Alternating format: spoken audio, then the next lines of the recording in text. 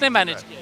किसने मैनेज किया है? पीपल्स पार्टी ने मैनेज किया। किसके साथ मिलकर? अपने उनको देखो, ये जो होते हैं इनको किसी की हेल्प की जरूरत नहीं है। आप जो सवालात का जो एंगलिंग कर रहे हैं ना, तो आप एंगलिंग नहीं करें, डायरेक्ट बात किया करें। इशारों कराने में बात जो है ना, नौजवान आदमी है। इदारों ने मैनेज किया। पाकिस्तान पीपल्स पार्टी ने, जो कि मास्टर है इस चीज़ की, इलेक्शंस को सिंध में जिस तरह से वो मैनेज करते हैं, किसी की मदद नहीं शामिल है। बिल्कुल उनको किसी की मदद की जरूरत ही नहीं है। पॉलिटिकल इंजीनियरिंग हो रही है। ये कोई ऐसा नहीं देखा कि नहीं हो रही। इदारे यानी अपनी लिमिट क्रॉस कर रहे हैं। नहीं, इदारों को नहीं करना चाहिए अपनी लिमिट क्रॉस। कर रहे हैं नहीं, मतलब है कि आप, आई डोंट नो किसकी बात कर रहे हैं आप। इदारों।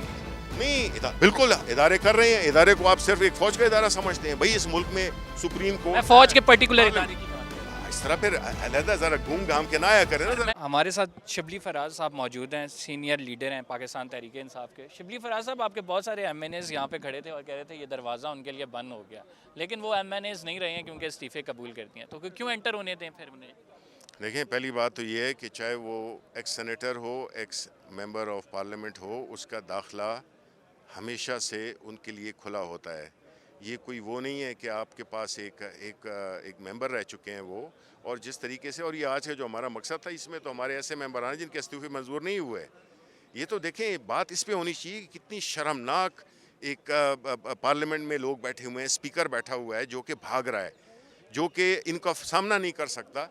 और जिस तरीके से उसने इलेक्शन, जो अपनी उसकी स्टेटमेंट्स देख लें कि जी ज़ाती तौर पे आएंगे, मेरे घर आएंगे, उनकी राइटिंग में शनाख्त करूँगा, इस किस्म के स्टूपिड किस्म के कंडीशंस लगाई और मंजूर नहीं किए 1 साल पे। अभी क्या हुआ है?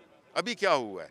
सारों के मंजूर करें। हमारा तो ये मौक़िफ़ है कि पूरे 135 जिन्होंने भी इस्तीफ़े दिए थे उनको मंजूर करें और हम इलेक्शन की तरफ जाएं। हम तो इलेक्शन से नहीं भाग रहे, ये लोग भाग रहे हैं। स्पीकर ऑफिस यानी अपना असर रसूख इस्तेमाल कर रहा है पॉलिटिकल पार्टीज पीडीएम के यानी कहने पे।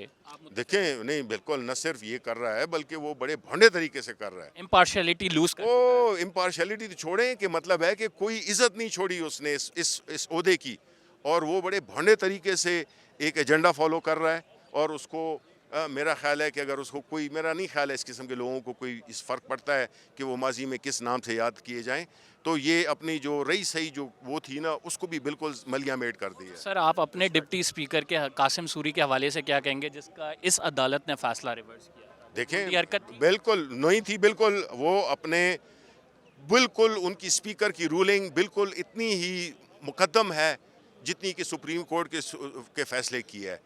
पार्लियामेंट एक अलहदा इदारा है और वो उसकी खुद मुख्तारी वो स्पीकर डिटरमिन करता है। स्पीकर की रूलिंग सबसे ज़्यादा अहम होती है।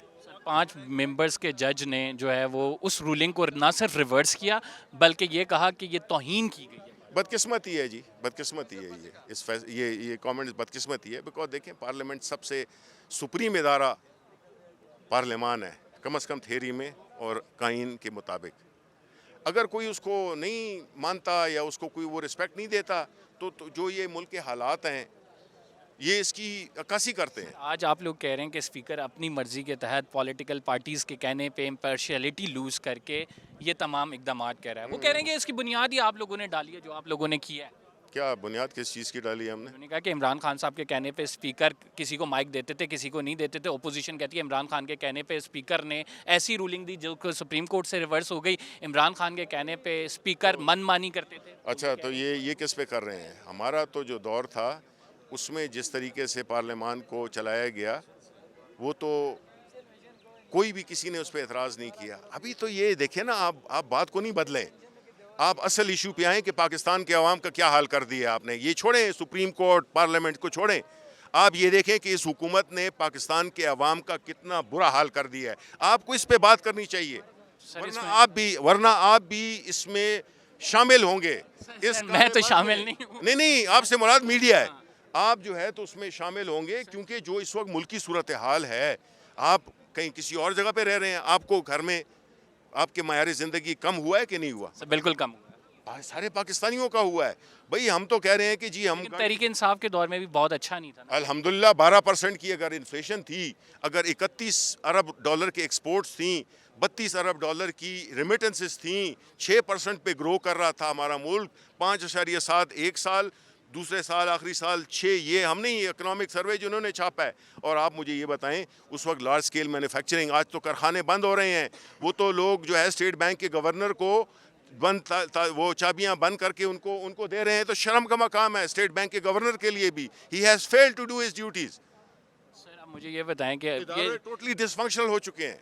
एक इदारा जिसके बारे में आप लोग जो नैरेटिव बिल्ड करते थे, अब नई क़यादत तब्दील हुई है, क्या तब्दीली देखी है आप?